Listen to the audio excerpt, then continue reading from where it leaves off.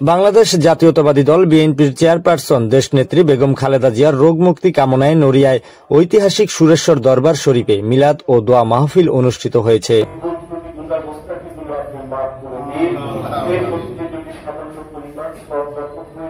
মঙ্গলবার বাদ মাগরিব ঘড়িসার ইউনিয়ন যুবদলের সাবেক ভারপ্রাপ্ত আহ্বায়ক শোভন আহমেদ বাচ্চু মীরের উদ্যোগে এই দোয়া মাহফিলের আয়োজন করা হয়।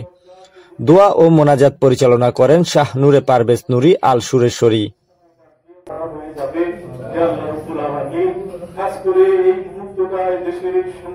এই সময় উপস্থিত ছিলেন নড়িয়া উপজেলা যুবদলের সহসভাপতি জাহাঙ্গীর হোসেন রারি, সাংগঠনিক সম্পাদক শফিকুল ইসলাম শান্ত, ঘড়িসার ইউনিয়ন বিএনপির সহ সাংগঠনিক সম্পাদক সারফিন খান, ইউনিয়ন যুবদলের যুগ্ম আহ্বায়ক আকরাম ব্যাপারী, সাত্তার চান, শরীফ মির্জা, যুবদলের সদস্য রনি চৌকিদার, বাবুল মালত, ইউনিয়ন স্বেচ্ছাসেবক দলের সদস্য সচিব জীবন মোল্লা, যুগ্ম আহ্বায়ক কামরান ব্যাপারী সহ বিএনপি, যুবদল, স্বেচ্ছাসেবক দল ও ছাত্র দলের বিভিন্ন পর্যায়ের নেতাকর্মীরা উপস্থিত ছিলেন।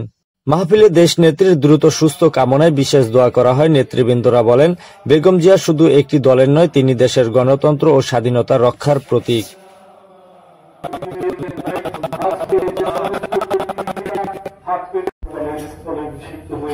দেশের অনেক উন্নয়ন, দেশের অনেক শান্তি শৃঙ্খলা রক্ষার জন্য নিজের জীবনের প্রতিটা সময় দেশের জনগণের জন্য ত্যাগ করছেন আল্লাহ।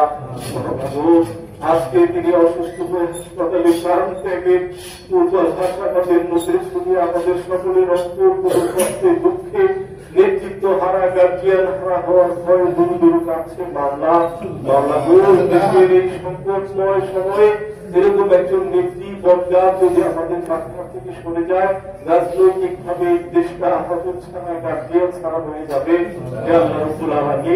খাস করে এই মুহূর্তটায় দেশের এই সংকটপূর্ণ সময়ে দয়া করে তাদেরকে আমাদের মধ্যে রেখে দেন, তাদের আমাদের মধ্যে তার হায়াতকে বৃদ্ধি করে দেন, তার হায়াত দারাজ করে তেনার শারীরিক সমস্ত অসুস্থতাকে দূর করে দিয়ে পুনরায় অন্ততপক্ষে দেশটা গঠন হওয়ার পূর্বপর্যন্ত আমাদের মধ্যে সক্রিয় রাখার মতো সমস্ত ইন্তজাম আপনার পক্ষ থেকে বরাদ্দ করে দিয়েছি।